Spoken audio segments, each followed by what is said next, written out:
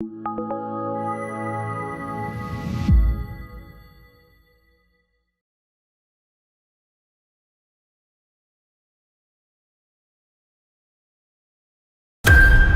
note.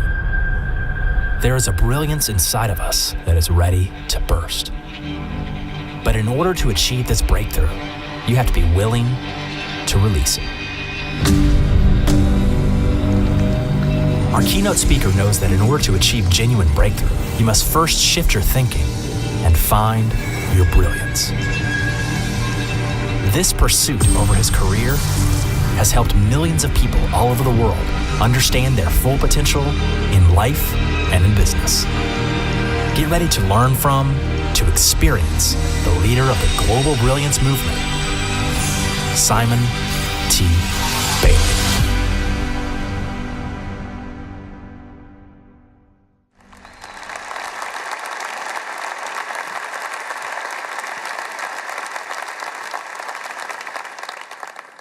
When an individual commits to breakthrough, they are ready to own the future. Men and women who own the future understand that the future is for sale. And everything that they do every day in every way is they acquire and buy the future by their habits, by their beliefs, and by their behaviors. Owning the future not only creates a breakthrough, but it simply starts with understanding who do I have to become in order to experience a breakthrough. Disney never hired me to do a job. Disney hired me to create a moment. I had an opportunity to interview KJ, who is one of your operators in Albany, Georgia. And I wanted to understand what did breakthrough look like to him. And he began to share with me that he began to understand if he was going to be successful long term. He is one of 11 operators that has 3 locations, multi-unit locations here in Chick-fil-A. And he said, Simon, I understood that I needed to create head coaches, which are directors, and he has 6. I needed to understand how I assign captains, who are the managers, and then special men and women who really love what they do, subject matter experts, he calls them. And he says, these men and women together operate brilliantly, and they do it because I closed the adult daycare center. And closing the adult daycare center, he recognized he didn't have to do everything. So his breakthrough came as a result of how do I develop those that are closest to the action. So here's the question for you.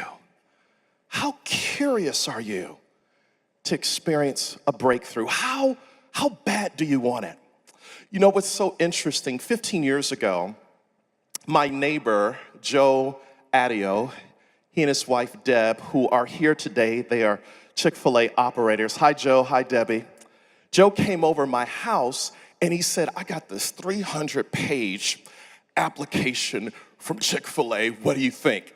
And I had just left Disney and I was like, dude, you gotta do it. I mean, this is Chick-fil-A. He says, I know. And so we just kind of sat there in my home office. We're going back and forth. So I went to see Joe a few days ago because I wanted to understand a little bit more about what's happened in 15 years.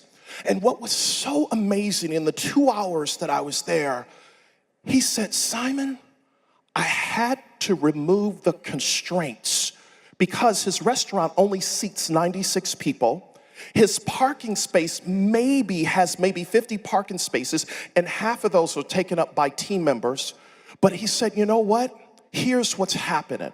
He says, when I begin to look at what I personally could do, I recognize that now today we serve 2,200 meals a day. You do 3.8 million daily. He's 2,200 of that.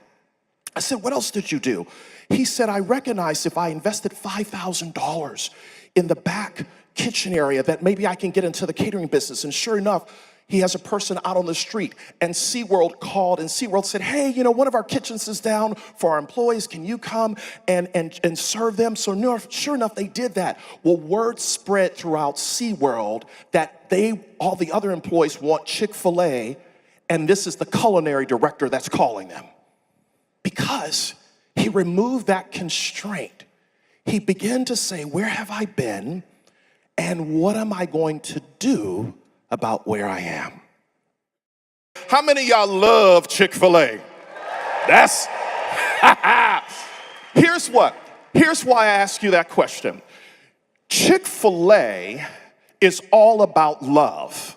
Because the moment you walk into any of your locations, people feel the love.